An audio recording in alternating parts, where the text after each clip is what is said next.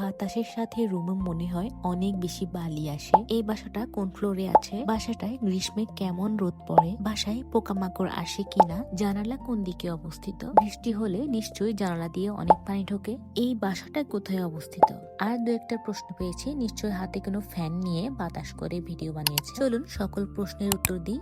বাসাটার অবস্থান নোয়াখালী, মাইজদি, বাংলাদেশ। আমার বেলকনিটা পূর্বে এবং উইন্ডোটা দক্ষিণে আছে। ফ্ল্যাটটাই হলো দক্ষিণ পূর্বমুখী। আমার পশ্চিমে আরেকটি ফ্ল্যাট আছে, তাই আমি পশ্চিম ভিউ পাইনি। আর যেই সময়টাতে বেশি বাতাস থাকে তখন এমনিতেই বাতাস আসে, আমাকে কোনো ফ্যান নিয়ে ভিডিও করতে হয় না। বাসায় খুব বেশি পরিমাণ ধুলাবালি আসে না, আমি সবসময় উইন্ডো এবং বেলকনি খোলা রাখি এবং কি রাতের বেলায়ও খোলা রাখি এবং আমার ইলেকট্রিসিটি বিল এই কারণেই কম আসে। তবে বৃষ্টি হলে আলাদা ব্যাপার, তখন আমি সব বন্ধ রাখি, বৃষ্টির সময় বন্ধ রাখতে হয়। এই বাসাটা 10th ফ্লোরে অবস্থিত, লিফট অ্যাভেলেবেল। বাসাটা মেইন রোড এবং জনসমাগম থেকে প্রায় খানিকটা দূরেই আছে। আর গ্রীষ্মের সময় দুপুরের দিকে রোদ থাকার কারণে ঘরটা একটু উষ্ণ লাগে, তবে খুব একটা সমস্যা হয় না, মোটামুটি ম্যানেজ করা যায়। আর সন্ধ্যার পর আবার বেশ ঠান্ডা ও আরামদায়ক হয়ে যায়। আর অনেস্টলি বলতে গেলে বাসায় পোকামাকড় বা মশা মাছির এত বেশি উপদ্রব নেই। সব মিলিয়ে আমার কাছে বাসার পরিবেশ বেশ আরামদায়ক। আর 10 তলায় থাকার কারণে আলো বাতাসও ভালো পাওয়া যায়।